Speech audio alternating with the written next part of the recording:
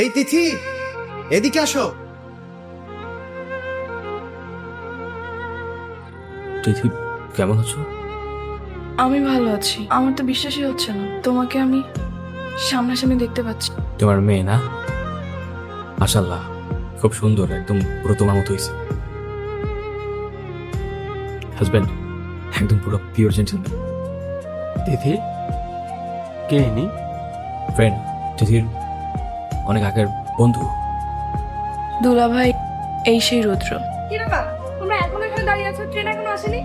না, ট্রেন আসতে মনে হয় একটু টাইম লাগবে। আসো মামা, আপনাকে খুব চেনা চেনা মনে হচ্ছে। আরে চেনা চেনা তো লাগবেই। ও হচ্ছে তিথি সেই না বলো ভালোবাসা, যার জন্য তিথি বিয়েটা ভেঙে দিয়েছিল।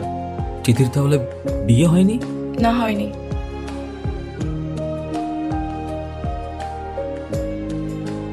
সত্যি তুমি বিয়েটা ভেঙে দিয়েছো? তো কি করব, বিয়ে না ভেঙে তো কোনো উপায় ছিল না।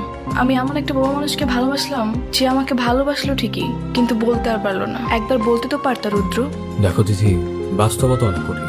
ভালোবাসলেও সেই সময়টাতে ভালোবাসি বলার মতো সিচুয়েশন ছিল না। ছেলেটার মা মৃত্যু সজ্জায় ছিল, দিন রাত 24টা ঘন্টা ছেলেটার মায়ের মৃত্যু ভয়ে তার দিন কাটত।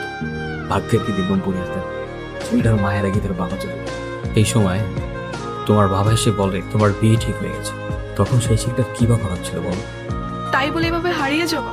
যাকে ভালোবাসি তাকেই যদি না পাই, থেকেই বা কি করবো? তুমি জানো না রুদ্র, তুমি হারিয়ে যাওয়ার পর আমি তোমাকে প্রত্যেকটা সেকেন্ড, প্রত্যেকটা মিনিট কতটা মিস করেছি। তোমার কি একবার ওই তিথির কথা মনে পড়ে? আমি হয়তো তোমাকে বলতে পারিনি, কিন্তু আমার একটা আত্মবিশ্বাস ছিল যে কোনো না কোনো দিন আমি তোমাকে পেয়ে যাব। আর সেই জন্য আমি এখনো বিয়েই করিনি। সৃষ্টিকর্তা বড়ই মহান, তিনি আমার প্রতি নির্দয় হতে পারেন, কিন্তু তিনি নির্দয় নন। জীবনের সবকিছু হারিয়ে ছেলেটা যখন সৃষ্টিকর্তার কাছে বারবার মুক্তি চাইত, অতঃপর সৃষ্টিকর্তা তার ডাক শুনে। দেখো, আমার জীবনের সবকিছু সৃষ্টিকর্তা কেড়ে নিলেও বেঁচে থাকার জন্য আমার ভালোবাসার মানুষকে আবার ফিরে পেয়েছি।